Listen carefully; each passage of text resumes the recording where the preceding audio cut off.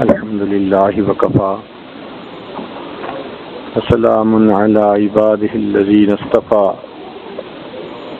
أما بعد أعوذ بالله من الشيطان الرجيم بسم الله الرحمن الرحيم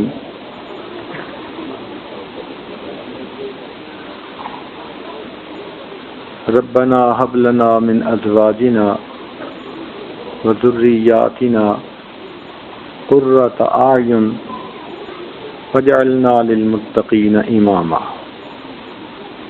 سبحان ربك رب العزة عما يصفون وسلام على المرسلين والحمد لله رب العالمين اللهم صل على سيدنا محمد وعلى آل سيدنا محمد وبارك وسلم اللهم صل على سيدنا محمد وعلى آل سيدنا محمد وبارك وسلم اللهم صل على سيدنا محمد وعلى آل سيدنا محمد وبارك وسلم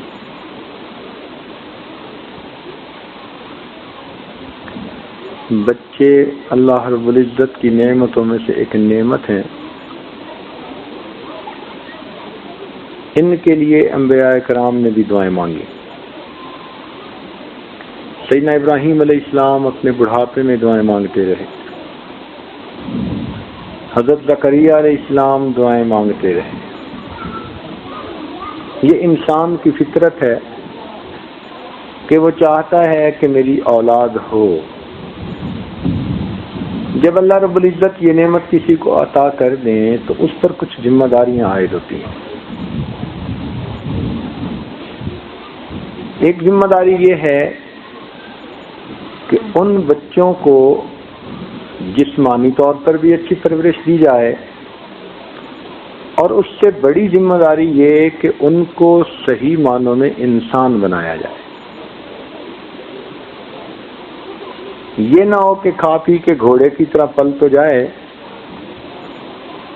مگر اس کے اندر انسانیت نام کی کوئی چیز ہی نہ ہو. تو یہ دو ذمہ داریاں ہیں. فطری طور پر ماں باپ کو اس کی فکر ہوتی ہے، اور اس کا ثبوت قرآن مجید سے بھی ملتا ہے. توجہ فرمائیے کہ حضرت عمران علیہ السلام کی بیوی حاملہ ہیں، اس وقت سے وہ دعا مانگتی ہیں رب انی نذرت لک ما فی بطنی محررا فتقبل منی. یعنی ابھی بچہ ماں کے رحم میں ہے، ولادت بھی نہیں ہوئی، مگر ماں کو اس وقت سے فکر ہوتی ہے اپنی اولاد کی، اور نیک مائیں اس وقت سے اپنے رب سے اس بچے کی نیک بختی کی دعائیں کرتی ہیں. نیک والد کو بھی اولاد کی فکر ہوتی ہے، اور یہ فکر کتنی زیادہ ہوتی ہے اس کا ثبوت قرآن عظیم الشان. اللہ تعالیٰ ایک ساتھ فرماتے ہیں ام کنتم شہداء اذ حضر یعقوب الموت. دیکھیے حضرت یعقوب علیہ السلام کا آخری وقت ہے. اس وقت انہوں نے اپنے بچوں کو اکٹھا کیا. اذ قال لبنیہ ما تعبدون من بعدی، میرے بیٹو میرے بعد کس کی عبادت کرو گے. اس سے والد کے دل کے غم کا اندازہ لگایا جا سکتا ہے کہ اس کے دل کی آخری چاہت اور تمنا کہ میری اولاد دین پر ہو جائے.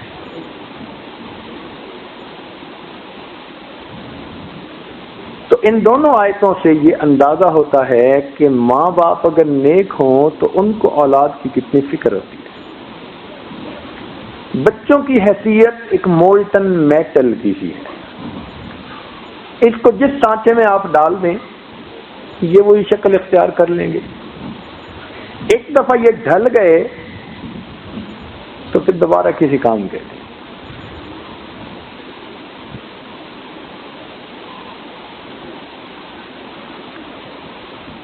بچپن کی باتیں بچپن میں بھی انسان کے اندر سے نہیں نکلتی. اس لیے یہ بچپن کی عمر بچوں کی بڑی قیمتی عمر ہوتی ہے. یہ ذمہ داری ماں باپ کی بھی ہوتی ہے، استاد کی بھی ہوتی ہے کہ بچوں کی تربیت اچھی کی جائے.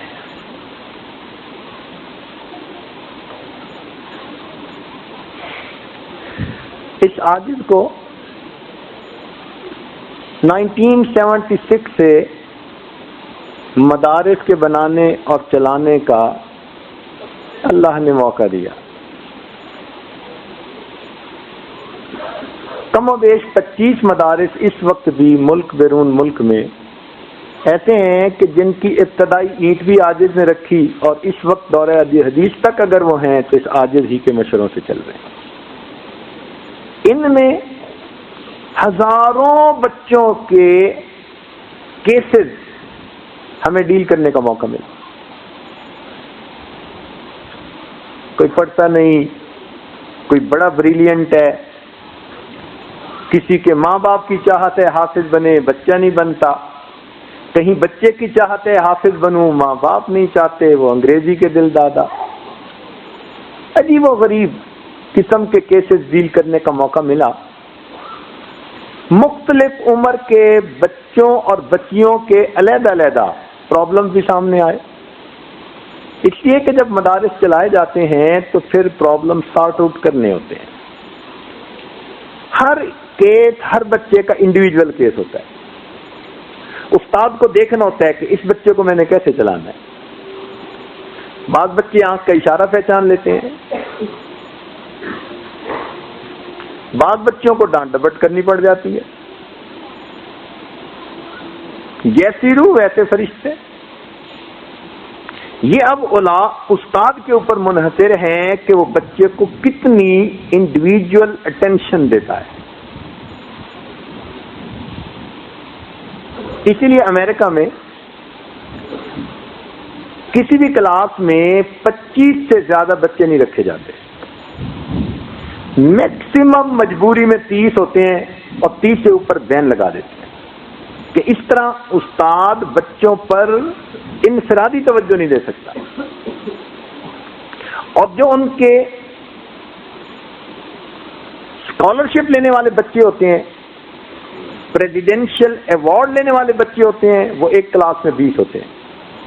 اس سے اندازہ لگائیے کہ بچے کا استاد کے ساتھ انٹریکشن یہ کتنی اہمیت رکھتا ہے. بچے کو صرف الفاظ نہیں پڑھانے ہوتے. اگر الفاظ پڑھا دیں گے تو وہ اس کی ریم ہوگی. بچہ اسکول سے ہٹا اور وہ ریم ختم. اور اگر آپ بچے کو تعلیم کے ساتھ تربیت بھی دے رہے ہوں گے تو یہ بچے کی روم بن رہی. یہ بلٹ ان میموری ہے، ساری زندگی اس کے ساتھ رہے گی. وہ بچہ کہیں بھی چلا جائے گا، وہ بچہ دیندار رہے گا. تاہم 3 باتیں اس عاجز نے اپنی زندگی میں بہت اہم پائیں بچوں کی تربیت کے معاملے میں. اس 35-40 سالہ یہ جو تجربہ ہے بچوں کا، بچیوں کا، اور متعدد مدارس کا اور متعدد ملکوں میں، 3 باتیں وہ اس سارے تجربے کا نچوڑ ہیں. یوں کہی جا سکتی ہیں کہ اگر اس پورے تجربے کو کوئی بندہ سمرائز کرنا چاہے تو وہ 3 باتوں میں کر سکتا ہے. یہ باتیں ماں کے لیے بھی فائدہ مند اور باپ کے لیے بھی فائدہ مند. اگر ماں باپ ان 3 باتوں کا خیال رکھیں تو بچہ ایسی مضبوط بنیادوں پہ کھڑا ہوتا ہے کہ دین سے ہٹ ہی نہیں سکتا. یوں تو کہنے کو آپ درجنوں باتیں کہہ سکیں گے کہ اس کا بھی خیال رکھو، اس کا بھی رکھو، اس کا بھی رکھو. کتابوں پہ کتابیں لکھی ہوئی ہیں تربیت الاولاد کے بارے میں، مگر جسے تھمب رول کہتے ہیں وہ اگر ہمارے ذہن میں بیٹھ جائیں کہ ہم نے بچے کی کن باتوں کو مضبوط کرنا ہے، ان پہ بچے سے کوئی کمپرومائز نہیں. محبت اپنی جگہ، پیار اپنی جگہ، عیش و آرام اپنی جگہ، ناز نخرے اپنی جگہ، ان 3 باتوں سے بچے سے کوئی کمپرومائز نہیں۔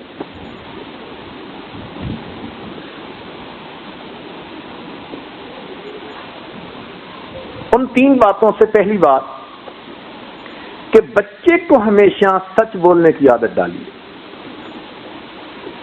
یہ چیز آپ کو ہلکی سی محسوس ہوگی، مگر سچ کی اتنی برکت ہے، اللہ رب العزت کے ہاں سچ اتنا مقبول ہے کہ سچ کے صدقے بندے کو دین دنیا کی کامیابیاں ملتی۔ اگر کبھی سچ کے باطنی فائدے ہمیں محسوس ہو جائیں اور سچ کی وجہ سے جو برکتیں زندگی میں آتی ہیں وہ محسوس ہو جائیں تو ہم تو سچ کی خاطر کٹ مرنے کو تیار ہو جائیں۔ اس میں محنت نہیں ہوتی، ہمارے ماں باپ اس پر محنت نہیں کرتے۔ بالخصوص بچہ سچ بولتا ہے تو بھی بہت اچھا، کبھی درمیان میں بہانے بنا جاتا ہے، یعنی جھوٹ کو شیطان نے خوبصورت نام دے دیا، بہانہ۔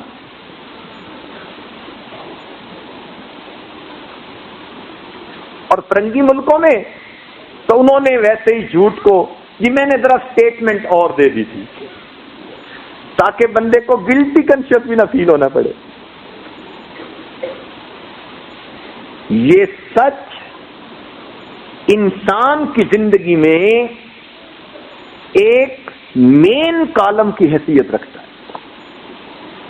بچے کو بیٹھ کے سمجھائیں کہ بھائی بڑی سے بڑی غلطی کر لو گے معاف کر دیں گے، سزا نہیں دیں گے، شرمندہ نہیں کریں گے، مگر بتانا سچ پڑے گا، بیٹا ہو یا بیٹی، اور اس پہ کوئی کمپرومائز نہیں۔ جھوٹ پہ سب سے بڑی سزا ملے گی اور سچ پہ سب کچھ انعامات ملیں گے۔ یہ بات بچے کو بٹھا کے سمجھائیں اور اس کے ساتھ یہ ڈیسیژن کر لیں۔ یہ کام بڑا مشکل ہے، اس لیے کہ اس میں پھر ماں باپ کو بھی سچ بولنا پڑتا ہے۔ اب پھر کیسے ہوگا کہ ادھر سے فون آیا تو بیٹے کو کہہ دو ابو گھر پہ نہیں ہے، اب وہ بچہ سچ کیسے بولے گا جب باپ ہی اس کو یہ تعلیم دے رہا ہے؟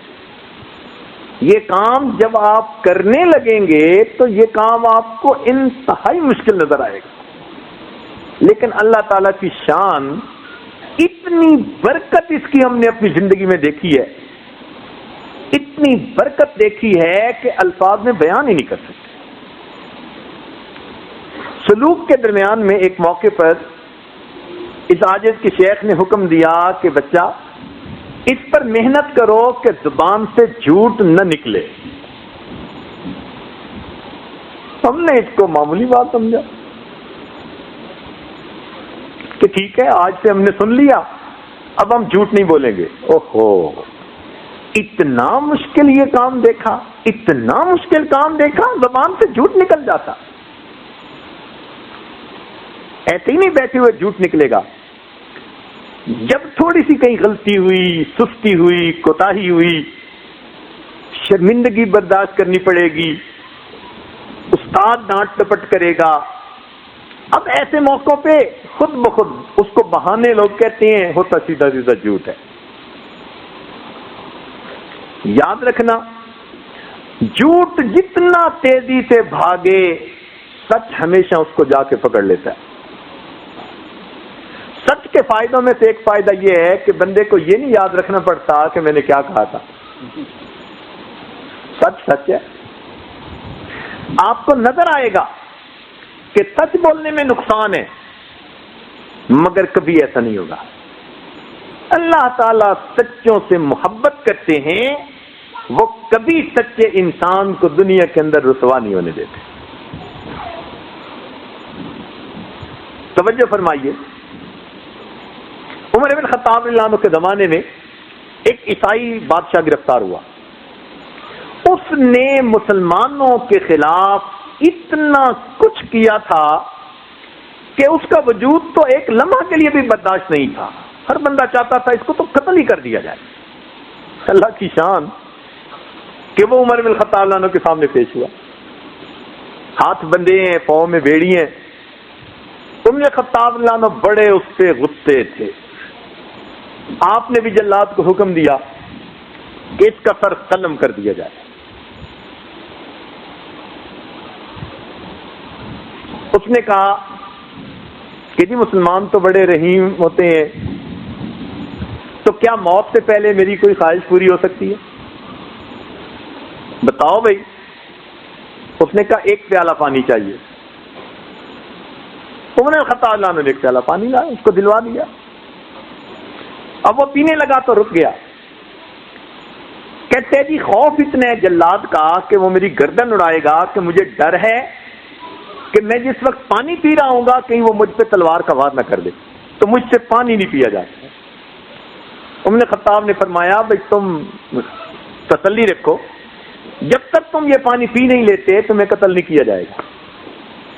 جب یہ الفاظ اس نے سنے، وہ بھی بادشاہ تھا، اس نے وہ پیالہ پانی کا زمین پہ گرا دیا. کہتے جناب آپ کی کمٹمنٹ کہ جب تک آپ پانی نہیں پی لیں گے آپ کو قتل نہیں کیا جائے گا. اب یہ پانی میں نہیں پی سکتا. عجیب بات، اتنا بڑا دشمن اسلام کا، مسلمانوں کا اتنا بڑا دشمن، اور اس نے ایسی چال چلی، ہیلا کیا کہ عمر بن الخطاب بھی حیران ہے. اب دو صورتیں تھیں، یا تو اس کو کہتے کہ بھائی بکواس نہ کر اور جلاد کو حکم دیتے نمٹا اس کو، اور ایک طریقہ یہ تھا کہ جو ورڈ دے چکے تھے اس کے اوپر سٹے کر. عمر عنہ نے فرمایا ہاں تم نے ٹھیک کہا، میری ورڈنگ یہی تھی کہ جب تک تم پانی نہیں پی لو گے تمہیں نہیں مارا جائے گا. تو اب میں تمہارے اس جلاد کو قتل کرنے کا حکم نہیں دے سکتا. اب جب آپ نے فرمایا کہ تجھے قتل کرنے کا حکم میں نہیں دیتا تو لوگ حیران کہ اتنا بڑا دشمن اگر اس کو نہ مارا گیا تو یہ تو پتہ نہیں اور اسلام کے خلاف کیا کیا کاسے کرے گا. عمر عنہ نے کہا ٹھیک ہے تجھے میں رہا کرتا ہوں. جب اس نے یہ بات سنی کہنے لگا کہ آپ نے ثابت کر دیا کہ مسلمان ہر حال میں سچا ہوتا ہے. میں آپ کے اس عمل سے اتنا متاثر ہوا کہ کلمہ پڑھ کر مسلمان ہونے کا اعلان کرتا. چند لمحے پہلے جن کے دل غمزدہ تھے کہ کیا بنے گا، سچ جیت گیا. وہ اسلام کا سپاہی بنا. اتنا سمجھدار بندہ تھا، کتابوں میں لکھا ہے کہ عمر بن الخطاب عنہ اس سے امور خلافت میں مشورے کیا کرتے تھے. مفتی لطف اللہ سہارنپوری رحمۃ اللہ علیہ گھر کی عورتوں کے ساتھ شادی میں کہیں شرکت کے لیے جا رہے ہیں. رستے میں ایک جگہ ڈاکوؤں نے گھیر لیا. حضرت پہچان گئے کہ یہ مال سمیٹیں گے. حضرت نے کہا دیکھو بھائی پردے دار عورتیں ہیں، تمہیں مال چاہیے، ان کی عزت خراب نہ کرو، ان کو بے پردہ نہ کرو. ہمارے پاس جو کچھ زیور ہے ہم سب تمہیں خود دے دیتے. نیک لوگوں کی نظر میں عزت قیمتی ہوتی ہے، مال کی کیا حیثیت ہوتی ہے. انہوں نے کہا ٹھیک ہے. آپ نے عورتوں سے کہا کہ جو زیور ہے سب اتار کے دے دو. عورتوں نے سب اپنے زیورات اتار کے ایک رومال میں باندھ کے اس کو دے دی. بھائی یہ لے جاؤ، عورتوں کے قریب نہ جاؤ. انہوں نے کہا ٹھیک، ہمارا کام آسانی سے ہو گیا. وہ گٹھڑی زیورات کی لے کر چل پڑے اور حضرت نے گاڑی چلانے والے کو حکم دیا بھائی چلو. تھوڑی دور آگے گئے تو ایک عورت کی نظر پڑی کہ ایک چھوٹی سی بچی کی چھوٹی انگلی میں ایک چھوٹی سی انگوٹھی تھی. تو اس نے حضرت سے پوچھا کہ حضرت آپ نے کہا تھا کہ ہم سارا زیور تمہیں دے دیتے ہیں، اور اس بچی کی چھوٹی انگلی میں یہ چھوٹی سی انگوٹھی ہے۔ حضرت نے فرمایا ہاں روکو، گاڑی رکوائی، بچی کی انگوٹھی اتروائی، اور حضرت ڈاکوؤں کے پیچھے چلے۔ ڈاکوؤں نے دیکھا کہ وہ بندہ ہمارے پیچھے آ رہا ہے، کہنے لگے کوئی بات نہیں، ہم زیادہ ہیں، ہم نمٹ لیں گے۔ کیسے آئے؟ بھائی معاف کر دینا، مجھ سے غلطی ہوئی، ایک بچی کی انگلی میں چھوٹی سی انگوٹھی تھی، نظر ہی نہیں آئی اس وقت، میرے کال تھا کہ ہم سب دے دیں گے، تو بھائی یہ بھی آپ لوگ لے لیجئے۔ حضرت کی بات کا ایسا اثر ہوا، سب ڈاکوؤں نے توبہ کی اور حضرت کے ہاتھ پر بیعت ہو گئے۔ جھوٹ جتنا تیز بھاگے، سچ ہمیشہ اسے پکڑ لیا کرتا ہے۔ میرے دوستو، سچ کو آزما کے دیکھو، یہ سب سالکین کے لیے بھی ایک نصیحت ہے۔ اپنی زندگی میں سچ کو آزما کے دیکھیں ذرا، اتنے مزے کی زندگی ہو جائے گی نا کہ آپ کو اس دنیا میں اللہ رب العزت جیسے جنت کا سکون ملتا ہے، آپ کو وہ سکون ملے۔ یاد رکھنا، جو انسان ہمیشہ سچ بولتا ہے، اللہ رب العزت اس کے اٹھے ہاتھوں کو کبھی رد نہیں کیا کرتے۔ جس زبان سے کبھی جھوٹ نہیں نکلتا، اس کی نکلی ہوئی فریادیں میں کیسے رد کر دوں۔ سچ بولنے پہ محنت، اسی لیے کتابوں میں لکھا ہے، پیران پیر حضرت شیخ عبد القادر جیلانی رحمۃ اللہ علیہ جب گھر سے چلنے لگے تو ان کی والدہ نے کیا نصیحت کی تھی؟ بیٹا سچ بولنا۔ ایک ہی بات کہی تھی، ایک بات نے بچے کو وہ مقام دلوایا کہ اولیاء کی گردنوں پر ان کا پاؤں رکھا گیا۔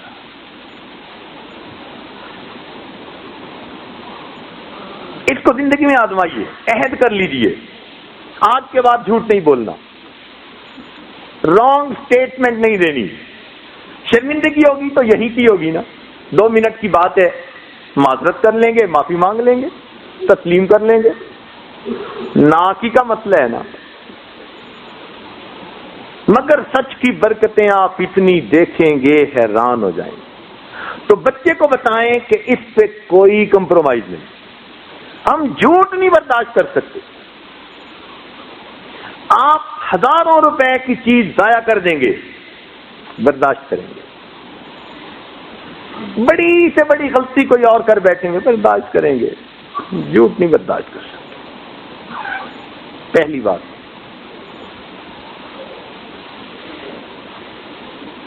بلکہ الہی بخش کاندلی رحمت اللہ علیہ کا واقعہ مشہور ہے کہ ہندوؤں نے کہا کہ ہم یہاں مندر بنائیں گے، مسلمانوں نے کہا مسجد بنائیں گے۔ پھر مسلمانوں سے انگریز جج نے پوچھا کہ بھئی کوئی بندہ ہے جو درمیان میں گواہی دے اور معاملہ سمٹ جائے؟ تو شاہ عبد العزیز رحمۃ اللہ علیہ کے شاگردوں میں ایک بزرگ تھے، مفتی الہی بخش کاندلی رحمۃ اللہ، ان کا نام لیا گیا۔ انہوں نے سچ کہہ دیا کہ جی ہندوؤں کی ہے کہ مندر بنا سکتے ہیں، کہ جب ان کی زمین ہے تو جو چاہیں بنائیں۔ تو انگریز نے فیصلہ لکھا، آج کی اس مجلس میں مسلمان تو ہار گئے مگر اسلام جیت گیا۔ مسلمان تو ہار گئے مگر اسلام جیت گیا۔ اور یہ ایسی بات تھی کہ اس کو سن کر وہ کافر کہنے لگے کہ جج صاحب آپ نے تو فیصلہ سنا دیا، ہمارا فیصلہ بھی سن لیجئے، ہم کلمہ پڑھ کر مسلمان ہوتے ہیں، اپنے ہاتھوں سے اس جگہ پر مسجد بنائیں گے۔ جھوٹ جتنا تیز دوڑے، سچ ہمیشہ اسے پکڑ لیا کرے۔ بس یہ بات دل میں بٹھا لیجیے، اتنی برکتیں سچ کی ہیں نا کہ ہم اس کا الفاظ میں احاطہ نہیں کر سکتے۔ اس لیے ہمارے مشائخ نے کہا کہ 2 ہی تو باتیں ہیں جو سلوک طے کرنے کے پر ہیں، ایک رزق حلال اور دوسرا صدق مقام۔ اور آج ان دونوں باتوں میں کمی کوتاہی کی وجہ سے روحانی طور پر ہم پیچھے ہوتے ہیں۔ تو خیر، ایک بات سچ بولنا، اور دوسری عادت بچے کے اندر جو پیدا کرنی چاہیے وہ نماز کا اہتمام۔ نماز تو پڑھتے ہی ہیں بچے، بچپن سے اس کو نماز کا اہتمام سکھانا ہے۔ تسلی سے وضو کرنا ہے، پاکیزگی کا خیال رکھنا ہے، وقت پہ نماز پڑھنی ہے تکبیر اولا کے ساتھ اگر وہ بیٹا ہے، اذان کی آواز سنے بیٹی نے پہلے نماز پڑھنی ہے، کام بعد میں دیکھے جائیں۔ تو نماز کو اہتمام سے پڑھنا، اس کے اندر ایک فائدہ تو یہ کہ اس بچے کے اندر پاکیزگی آ جاتی ہے، کیونکہ بے نمازی بچہ تو استنجے کا بھی خیال نہیں کرے گا، اور اگر نماز پڑھے گا تو کپڑوں کی پاکیزگی کا خیال رکھیں، تو پاکیزگی بھی آ گئی، وقت کی پابندی بھی آ گئی۔ اگر بچہ باجماعت تکبیر اولیٰ سے نماز پڑھے گا تو وقت کا پابند رہے گا، پتہ ہوگا امی بھی نوٹ کر رہی ہے، ابو بھی پوچھیں گے، اور جھوٹ بول نہیں سکتا، اس لیے مومن سب کچھ ہو سکتا ہے، جھوٹا نہیں ہو سکتا۔ تو دوسری بات، نماز کے اہتمام پر محنت کیجیے، اس سے راضی نہ ہو کہ نماز پڑھتا ہے، نہ نہ نہ، فرق ذرا سمجھنے کی کوشش فرمائیں۔ اس سے خوش نہ ہو جائیں کہ بچی نماز پڑھتی ہے اور بچہ نماز پڑھتے نہیں، نماز کا اہتمام۔ اس لیے بچے کو دیکھیں کہ جلدی جلدی نماز پڑھ رہا ہے تو نہیں، اس پہ کمپرومائز نہیں ہے، بچپن سے اس عمل کی اہمیت اس کے دل میں بیٹھے، اس میں کوئی ہے کہ پھینکی نہیں چلنی، مجھے نماز پرسکون ہو کر پڑھنی ہے، تسلی سے پڑھنی۔ تو اگر آپ نماز کا اہتمام اس کو سکھائیں گے تو آٹومیٹکلی اللہ تعالی کے ساتھ ایک قرب کا رشتہ اور تعلق اس بچے کا ڈیولپ ہونا شروع ہو جائے۔ بچے کو بتائیے کہ بھئی آپ نے نماز تو پڑھی، کس کیفیت کے ساتھ پڑھی؟ تو جب بچپن سے یہ سنے گا کہ ابو بھی کہتے تھے کس کیفیت کے ساتھ پڑھی، تو اس کو پتہ چلے گا کہ یہ بھی زندگی کا کوئی مقصد ہے۔ آج تو اس مقصد کو ہم بھولتے ہی چلے جا رہے ہیں کہ ہم نے بھی ان تعبد اللہ کأنک تراہ فإن لم تکن تراہ فإنہ یراک، چنانچہ گھر میں عورتیں نماز پڑھ لیتی ہیں، اس بات سے نیک لوگ خوش ہو جاتے ہیں جی بیوی نماز پڑھتی ہے، کبھی ہم نے اس سے یہ بھی پوچھا کہ کس کیفیت کے ساتھ پڑھتی ہے؟ خلق الموت والحیات لیبلوکم ایکم احسن عملا۔ ایک نماز اگر ایسی پڑھ لی نا، 2 رکعت، من صلی رکعتین، حدیث پاک میں ہے جس بندے نے 2 رکعت اس طرح سے پڑھی کہ اس کے نفس میں کوئی باہر کی دنیا کا وسوسہ نہیں آیا، غفر لہ ما تقدم من ذنبی، 2 رکعت پر اللہ پچھلے سب گناہوں کو معاف فرما دیتے۔ تو اس پر نماز کے اہتمام پر کنسنٹریٹ کیجیے۔ بچے کو وضو کرتے ہوئے دیکھیے صحیح کر بھی رہا ہے یا نہیں، اس کی پاکیزگی کے بارے میں اس سے پوچھیے، بھئی آپ کیسے طہارت کرتے ہو اپنے جسم کی؟ آپ حیران ہو جائیں گے، بڑی بڑی عمر کے بچے وہ بس نام بناتے ہیں جی نماز پڑھ رہے ہیں، اور اس کوتاہی کی وجہ سے جو نماز کی برکتیں بندے کو ملنی ہوتی ہیں وہ اس بچے کو مل نہیں رہی ہوتی۔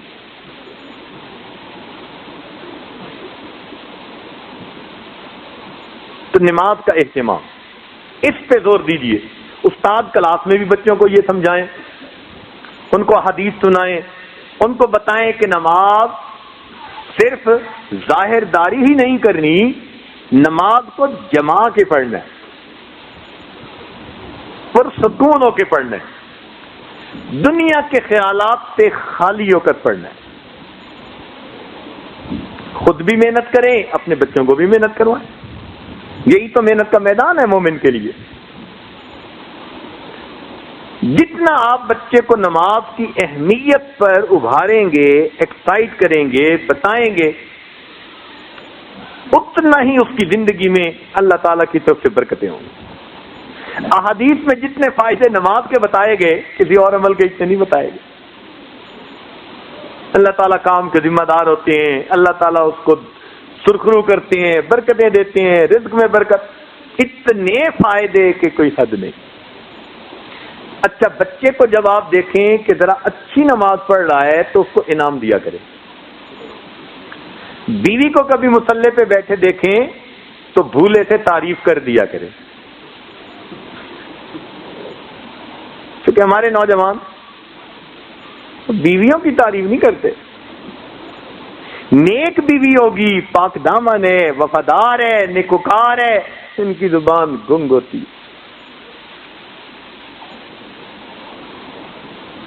دیکھو بھائی یہ جو ہوتے ہیں نا انکریجمنٹ، یہ فطرت ہے بندے کی.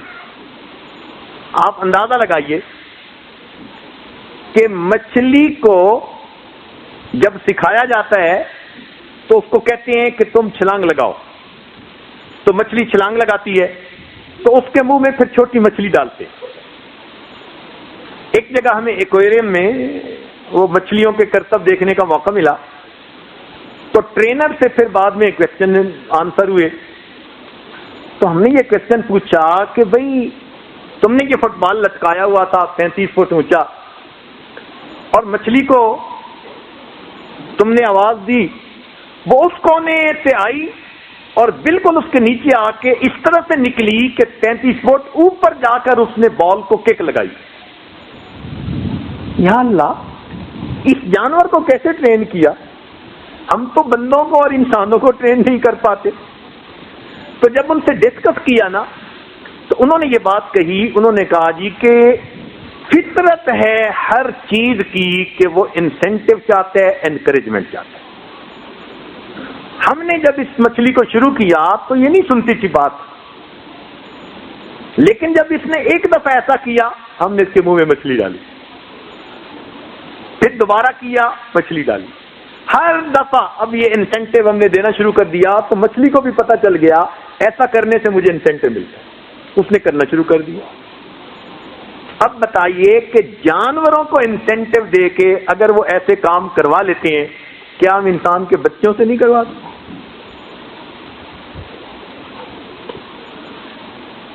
بچہ بھی انسینٹو چاہتا ہے، عورت بھی انسینٹو چاہتی ہے.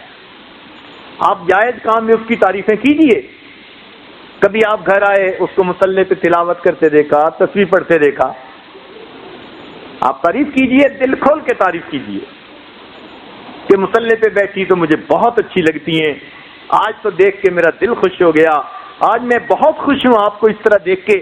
آپ دیکھیے آٹومیٹکلی آپ کی اہلیہ مصلی کے اوپر بیٹھنے کی پابند ہوتی چلی جائے.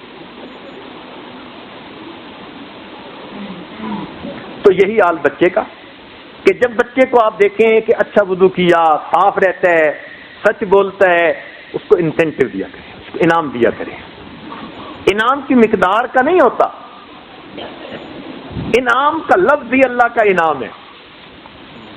کہہ دو نا جی کہ میں انعام دوں گا، فطرت ہے، اسی سے خوشی ہو جاتی ہے. تو پہلی بات سچ بولنے کی تلقین، اور دوسری بات نماز کا اہتمام. اور ان کو بتائیں کہ اس پہ کوئی کمپرومائز نہیں ہے، اس پہ ہم کوئی آپ کی کمزوری برداشت نہیں کر سکتے. تیسری بات، بچوں کو خدمت کی اہمیت سمجھائیں. کام کاج جو گھر کے کیے جاتے ہیں اس پر کیا اجر ملتا ہے. ماں کی خدمت، باپ کی خدمت، بڑوں کی خدمت، استاد کی خدمت. خدمت کا جذبہ بچپن سے بچے کے دل میں ڈال دیجیے. مان لیا کہ آپ ملٹی ملینر ہیں، آپ کے گھر میں کام کرنے والے 1 درجن نوکر موجود ہیں، مگر بچے کو کہیں کہ اپنے کام خود کرے، بلکہ دوسروں کے بھی کام یہ کر کے دکھائے. بچپن سے اس کو شہزادہ بنا دیا، آپ نے بچے کو خراب کر دیا. آج تو پانی کا گلاس بھی نہیں خود پی سکتے بچے، وہ بھی دوسرے کو کہتے ہیں کہ لائیے. اس خدمت کے جذبہ نہ ہونے کی وجہ سے پھر بچے بہت بڑی نعمت سے محروم ہو جاتے ہیں. طبیعت میں سستی، کاہلی آ جاتی ہے. یہی نہیں کہ پھر یہ دوسروں کی خدمت نہیں کرتے، ان کو کام کاج بھی پھر بوجھ نظر آتا ہے.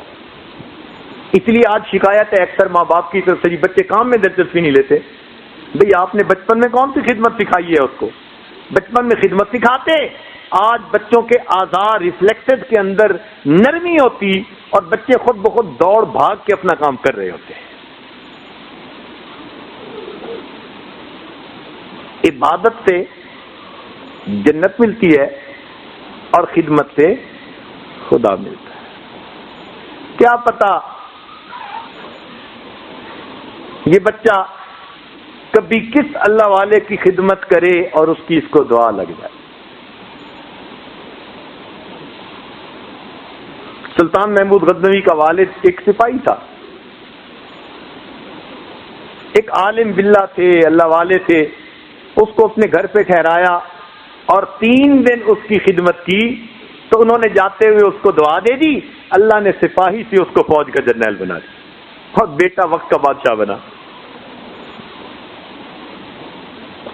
اس کو بتائیے کہ معذوروں کی خدمت کی جاتی ہے، بوڑھوں کی خدمت کی جاتی ہے،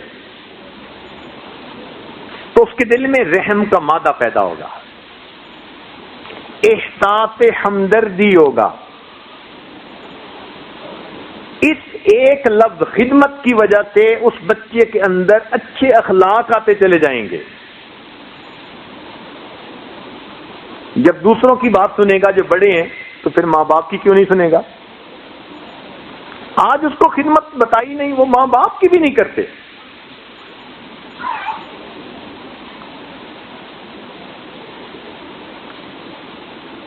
مثلاً ہمیں بچپن میں ہی ماں باپ کی خدمت کی اہمیت بتائی تو بچپن سے ٹریننگ ہی ایسی ہوئی کہ اس عاجز کو یاد نہیں پڑتا کہ زندگی میں ایسا ہوا ہو کہ والدہ کھڑی ہے اور میں بیٹھا ہوں. کبھی ایسا نہیں ہوا. پوری زندگی ایسی گزری، پہلے والدہ بیٹھے گی پھر ہم بیٹھیں گے. ٹریننگ ہی ایسی تھی. والدہ چارپائی پر بیٹھتی تھی، ہم اس کے قدموں میں بیٹھتے تھے. وہ پکڑ کے بٹھاتی تھی کہ بیٹا ادھر آؤ، تب چارپائی پر بیٹھتے تھے ورنہ قدموں میں بیٹھتے. ہمارے بچے چھوٹے تھے، وہ دیکھتے تھے کہ ابو اس طرح جا کر اپنی امی کے قدموں میں بیٹھتے. ہمیں ان کو کچھ کہنا ہی نہیں پڑا. انہوں نے زندگی کے ان اعمال سے ان اخلاق کو خود سیکھا. یہ خدمت سکھانی پڑتی ہے، اور اس خدمت سے پھر والدین کی کیا دعائیں ملی ہم ان کو الفاظ میں بیان ہی نہیں کرتے. ماں باپ بوڑھے بھی ہوں،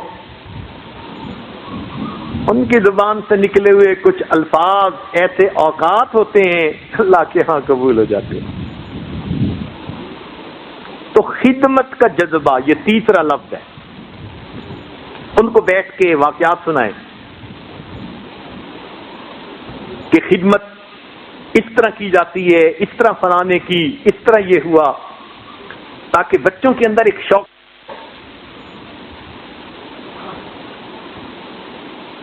ہمارے ایک دوست تھے، توجہ سے بات سنیے چونکہ میں مکمل کرنا چاہ رہا ہوں. وہ ایک بڑے بزرگ تھے، ان کے گھر میں گئے، بات ذرا توجہ سے سنیے گا. تو وہ جو میزبان تھے ان کا ایک بیٹا تھا کوئی 9-10 سال کا. انہوں نے اس کے ذمہ لگا دیا کہ بیٹا آپ نے اس مہمان کی خدمت کرنی ہے. یہ خود بڑے نیک، دیندار، متقی، پرہیزگار اور ایک بڑے یعنی کمپنی کے ڈائریکٹر تھے. اللہ نے دین بھی دیا، دنیا بھی دی تھی ان کو. کہنے لگے وہ بچہ ایسا سلیقہ مند، ہر چیز اس نے تیار کی ہوئی، وقت پہ دسترخوان لگاتا اور اس پر برتن رکھتا، کھانا لاتا. مجھے اس کو دیکھ کر محسوس ہوتا کہ ہاں مجھے اس کی بھی ضرورت تھی. میں صبح اٹھتا تو مجھے گرم پانی ملتا. بچہ ایسا سلیقہ مند، ہر چیز وہ تیار کر کے رکھتا. کہنے لگا کہ 2 دن میں اس بچے نے میرا دل مو لیا. میں تمنا کروں کہ کاش میرے بچے بھی ایسے خدمت گزار ہوتے. وہ آتا اور جو کام ہوتا کر کے چلا جاتا، آتا کام کر کے چلا جاتا. کہنے لگا میرے دل میں خیال آیا کہ آج جو ہے نا یہ آئے گا تو میں اس سے پوچھوں گا کہ اس کو یہ باتیں سمجھائی کس نے. اگلے دن وہ آیا اور اس نے ناشتہ رکھا اور ناشتہ رکھ کے جانے لگا. تو کہنے لگا میں نے جلدی میں اس بچے کو کہا کہ بچہ ذرا میری بات سنو. تو وہ کھڑا ہو گیا. میں نے کہا بتاؤ تم سب سے بڑے ہو, تم سب سے بڑے ہو. پوچھنے کا مقصد تھا کہ بھائی تم باپ کے بڑے بیٹے ہو. تو کہنے لگے میں نے جلدی میں جب کہا نا کہ تم سب سے بڑے ہو تو بچہ تھوڑا سا شرمایا, پیچھے کو ہٹا اور مجھے دیکھ کر مسکرا کے کہتے انکل سچی بات تو یہ ہے اللہ سب سے بڑے ہیں. انکل سچی بات تو یہ ہے اللہ سب سے بڑے ہیں. بہن بھائیوں میں میری عمر زیادہ ہیں تو الفاظ ہی نا, مگر ادب اور سلیقہ ہوتا ہے کوئی. تو یہ تربیت کہلاتی ہے. تو 3 باتیں ذہن میں رکھیے, ان کو آزما لیجئے. ہمیشہ آپ اس کا اتنا فائدہ دیکھیں گے کہ آپ کہیں گے کہ ہمیں کسی درویش نے کوئی 3 ہیرے اور موتی تحفے میں دے دیے تھے. 100 سبق پڑھنے کی بجائے یہ 3 باتوں کا سبق پڑھ لیجئے. انشاءاللہ بچے کی تربیت ایسی ہوگی, آپ کا دل خوش ہوگا بچے کو دیکھ کے, آپ کی آنکھیں ٹھنڈی ہوں گی. آپ کہیں گے ربنا ہب لنا من ازواجنا وذریاتنا قرۃ اعین. اللہ تعالیٰ جزائے خیر عطا فرمائے ان بچوں کو جنہوں نے محنت کی اور انعامات حاصل کیے. بہت خوشی ہوئی ان بچوں کے نام سن کر کہ جو پابندی سے کلاس میں آتے رہے. انعام لینے سے بھی زیادہ خوشی ان کی دی ہوئی. انعام تو کسی نے لینا ہی ہوتا ہے, انعام لینے کا کیا. اس کی خوشی ہوئی کہ پابندی سے اتنے بچے اور بچیاں وہ کلاس میں آتے رہے.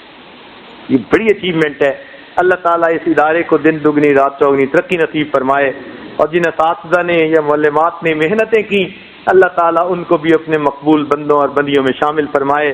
جس ادارے کے معاونین ہیں اللہ تعالیٰ ان کو بھی اپنے مقربین میں شامل فرمائے, اور ہم حاضرین کو بھی اللہ ان کی برکتوں سے محروم نہ فرمائے. وآخر دعوانا ان الحمدللہ رب العالمین. سبحان ربی العلی الوہاب. اللہم صلی علی سیدنا محمد وعلی آل سیدنا محمد. ربنا ظلمنا انفسنا وان لم تغفر لنا وترحمنا لنکونن من الخاسرین. اے مالک ہم آپ کے عاجز مسکین بندے ہیں, ہمارے گناہوں کو معاف فرما, ہماری خطاؤں سے درگزر فرما. اے اللہ جتنے بچے بچیاں ہیں یہاں موجود سب کو اپنے نیک بندوں بندیوں میں شامل فرما, سب کے سینوں کو علم کے نور سے منور فرما. اے اللہ ان سب کو اپنی رحمتوں سے خصوصی حصہ نصیب فرما. میرے مولا ان کے ماں باپ کے دلوں کو ان کی طرف سے خوش فرما. اے اللہ ان بچوں کو آنے والے وقت کی اے اللہ بڑی کامل ہستیاں بننے کی توفیق عطا فرما. ان کو دین اور دنیا کی سعادتیں نصیب فرما. ان کو ہر مصیبت سے محفوظ فرما, ہر دکھ سے محفوظ فرما, برا چاہنے والوں کی برائی سے محفوظ فرما, دوستوں کی دوستی کے رنگ میں دشمنی کرنے والوں سے محفوظ فرما. اے اللہ ان کو بری صحبت سے محفوظ فرما. میرے مولا ہماری ان دعاؤں کو اپنی رحمت سے قبول فرما. اے اللہ جو نیک تمنائیں بچوں کے دل میں ہیں, ماں باپ کے دل میں ہیں, اساتذہ کے دل میں ہیں, سب نیک تمناؤں کو پورا فرما. جو مانگا وہ بھی عطا فرما, جو مانگنا چاہیے تھا نہیں مانگ سکے وہ بھی عطا فرما. ربنا تقبل منا انك انت السميع العليم تب علينا انك انت التواب الرحيم. صلی اللہ تعالی علی حبیبہ سیدنا محمد وآلہ واصحابہ اجمعین برحمتک یا ارحم الراحمین.